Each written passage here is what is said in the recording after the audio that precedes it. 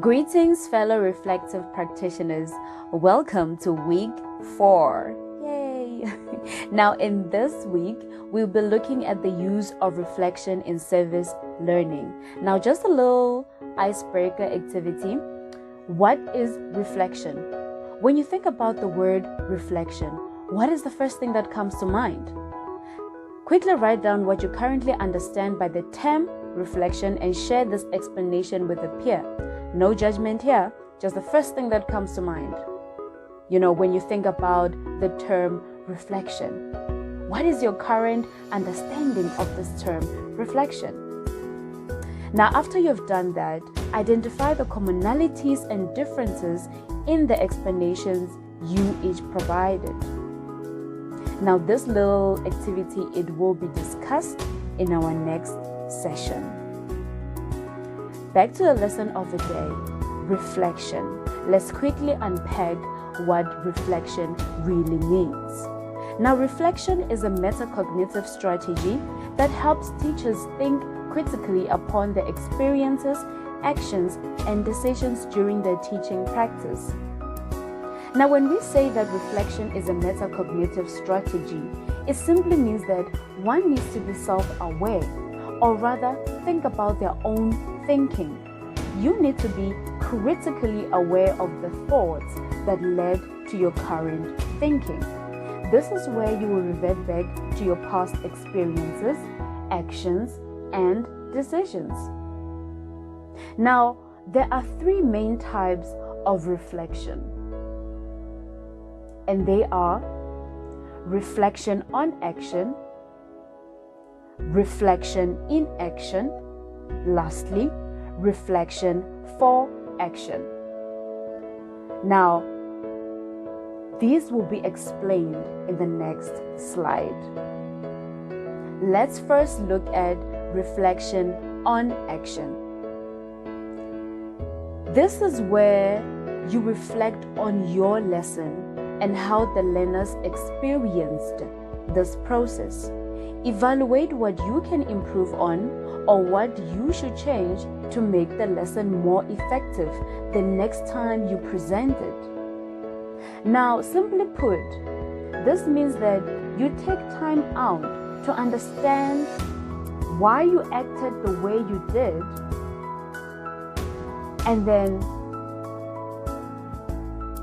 also remember that this kind of reflection, it occurs after a learning experience, and it has an effect on future activities or actions. Now let's look at reflection in action. Reflection in action, it refers to reflection while you are teaching the lesson. In practice, engage in self-talk to evaluate if the lesson is working or if it needs quick adjustments to serve the needs of the learners. Basically, reflection in action, it means that you reflect as something happens. You look at the situation, decide on how to act, and then boom, you act immediately. Now let's look at the last reflection. The last type of reflection. This is reflection for action. Now, this refers to planning ahead, being able to think ahead about what you might encounter, anticipate what is likely to happen, how you may need to respond, and what you need to do. Basically, reflection for action, it considers prior experiences and future expectations. For a teacher, it means that you anticipate what will happen during a lesson as well as reflect on your past experiences. Now here's a question. Why do we need to reflect? Now, asking a teacher, why do you need to reflect, is the same as asking any human why they need to breathe. As teachers, as reflective practitioners, is what we do. We reflect. We are obligated to reflect. and it comes naturally. We reflect. Now, as we continue with this lesson, you would understand even more why as teachers, why as reflective practitioners, why we need to reflect. Okay, so reflective practice, it helps teachers to have a deeper understanding of their own teaching styles, beliefs, and teaching identities. As you reflect, you will better understand your roles as teachers. Next, let's look at the elements of reflection. But before that, let's look at this little video, and then later on, we will be able to answer the questions that will be on the other slides, which will be relating to this very video. Enjoy.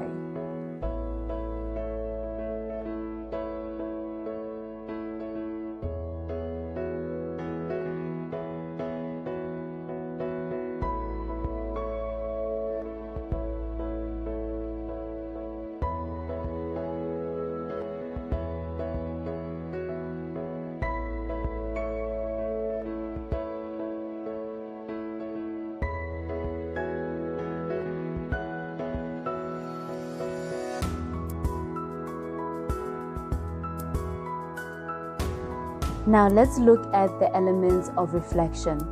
Number 1, we have cognitive. 2, we have affective. 3, we have conative. Now, what does each element mean? Cognitive. Thinking about what was learned using the intellect. Cognitive element of reflection, it consists of strategy, belief, and critical thinking. Number 2, affective element of reflection. What emotion or emotions the learning experience evoked. Now, affective element of reflection, it focuses on positive emotions and attitude. Lastly, we have conative element of reflection. A conscious drive to perform a volitional act. For example, challenging one's thinking, feeling, and behavior whilst reflecting on an experience, and includes examining or questioning one's values. Simply put, conative element of reflection, it focuses on desire, intention, initiative, and willingness. Now, these elements of reflection, they work together with the 3 main types of reflection. You would understand what I mean by this as the lesson continues. Now, a little summary, sweet summary of reflection. In essence, reflection is the ability to stand back from an experience, in this instance, from the experience of providing service to the community, to discover the connections between actions and their effect. Such a reflective analysis of events in which students are active participants provides opportunities of incorporating concepts from the curriculum, for example, in math, science, social studies, English, or other fields. Reflection can be carried out orally, during class time in the form of questions and comments, or written assignment. This will be better explained in the following slides. But before we continue to discuss written and oral reflections, let's look at this week's learning task. Answer these few questions, and then as you can see, the last question, it needs you to find a code from the video we just watched, and then identify it, and then just explain why it resonates well with you. Okay, now back to the slides. Let's now look at reflection for personal development and or academic learning. Now, self-awareness, it can help an individual to discover new truths about themselves, which can lead to growth, thus personal development, or rather the promotion of personal development. Now, reverting back to our service learning banner, often at times, service experience takes place in context with which students do not have prior experience. And so they cannot what? Reflect for action. And then this leads to a certain level of anxiety prior to the start of the activity.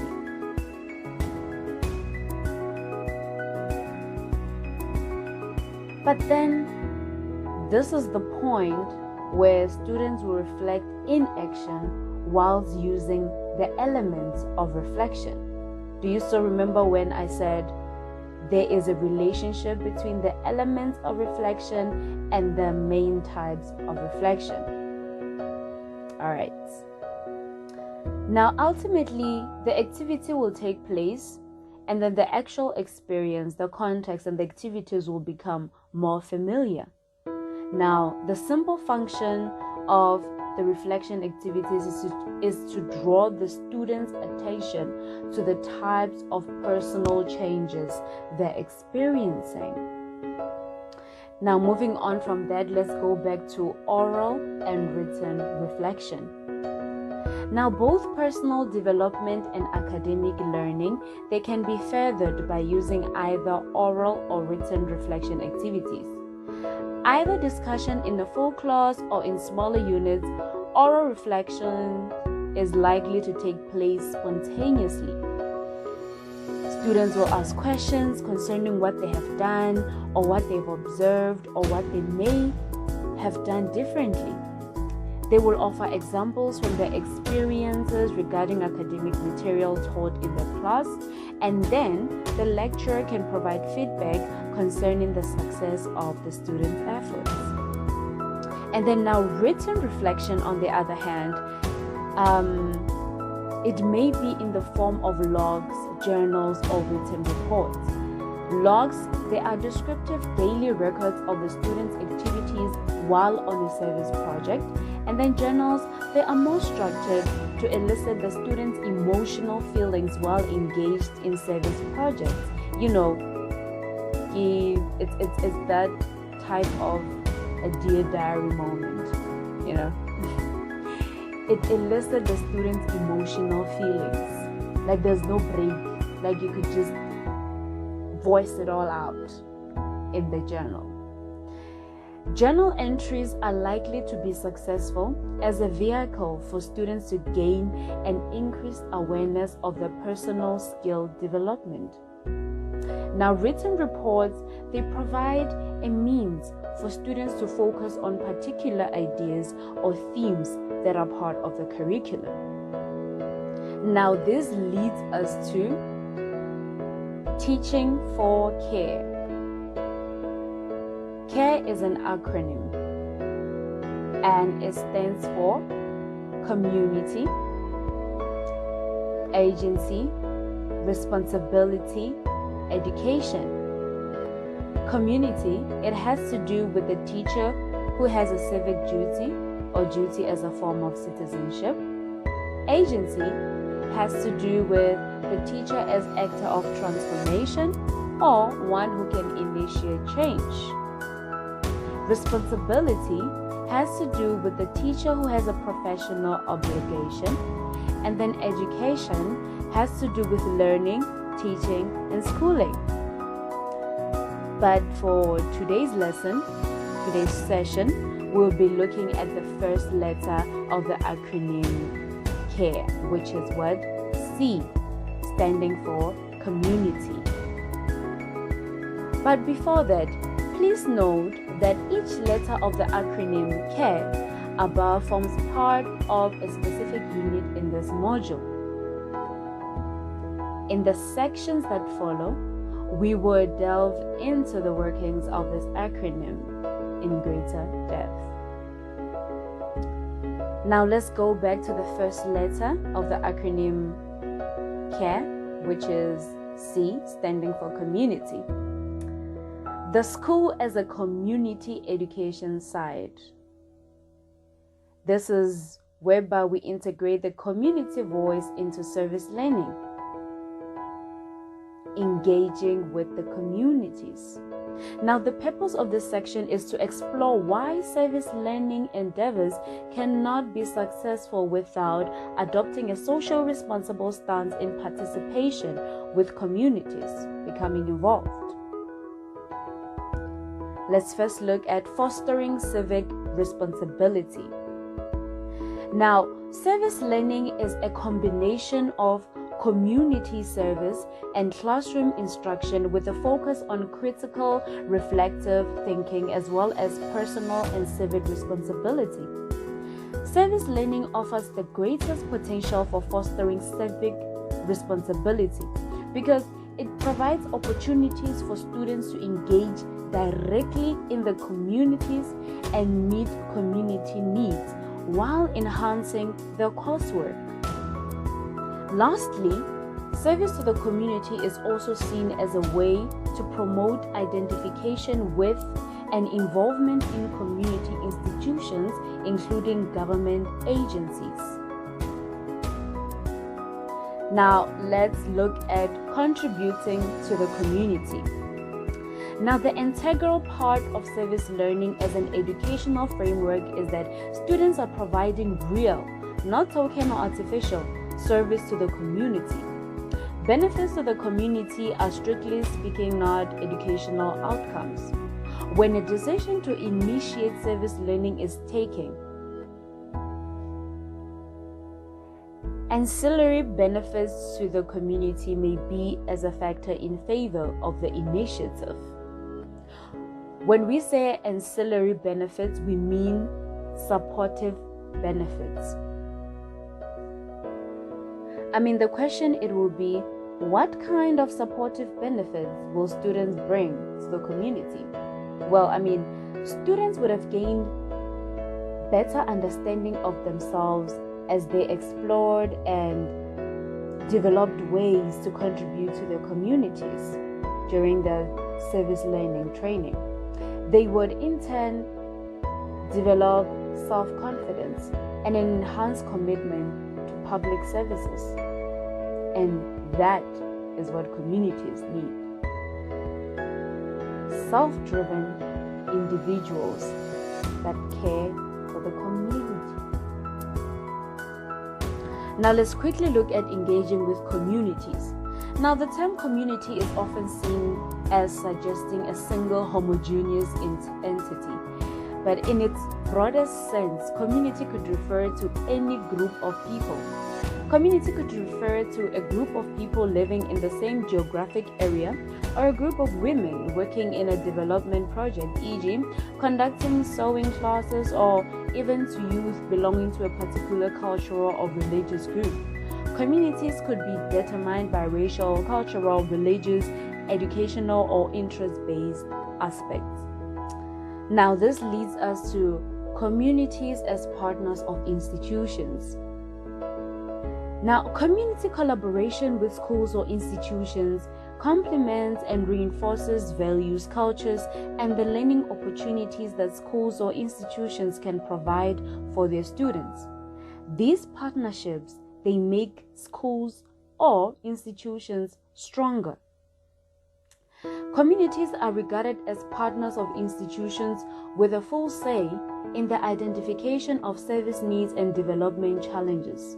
Students cannot claim the privileged position of experts who will uplift, educate, or develop those they perceive to be in need. They should rather aim to be reaching a point of appreciative knowing together with the community, meaning that they recognize their local expertise with the sincere willingness to learn from them. Now, the process of knowing and discovering together with the community cannot be done from behind a desk, but going out there where life is happening. Now, this again leads us to what? An ethical approach to communities. Now, without being part of the community we work with and without immersing ourselves in the daily bread and butter issues, we cannot claim to know them or to address their needs. No, our reform efforts quite often address material things and leave people where they are. This was described as deprivation trap, where symptoms of poverty are addressed through one-off, unsustainable efforts such as soup kitchens, grants, and other handouts, helping people to adapt to undesirable circumstances only temporarily. If we consider a charity project where food or blankets are provided, there are critical questions we could ask about the nature of the volunteer service.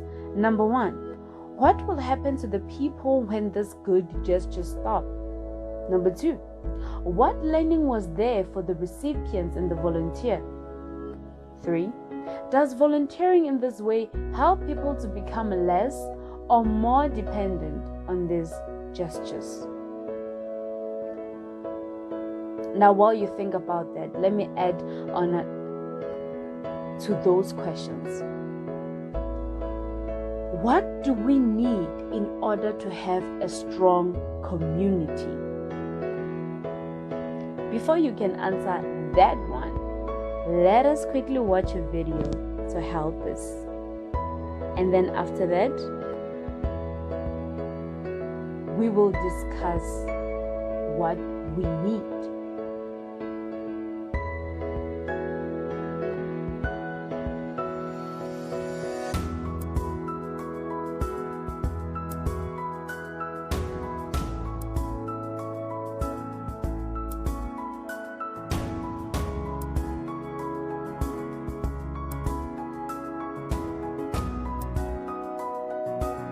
I'm sure that after watching that video, we all know what we need to have stronger communities. Now, this will be discussed in our next session. So, what you need to do right now, you need to listen to the whole slideshow, identify the parts where you do not understand, have questions for me in our next session, because I'll be having questions for you. I mean, some of the questions, they're already on the slideshow, so be prepared, because you and I, yes, us, will be involved in a conversation. I will not just be dishing out information while you just sit there wherever you are taking notes. No, we will be conversating.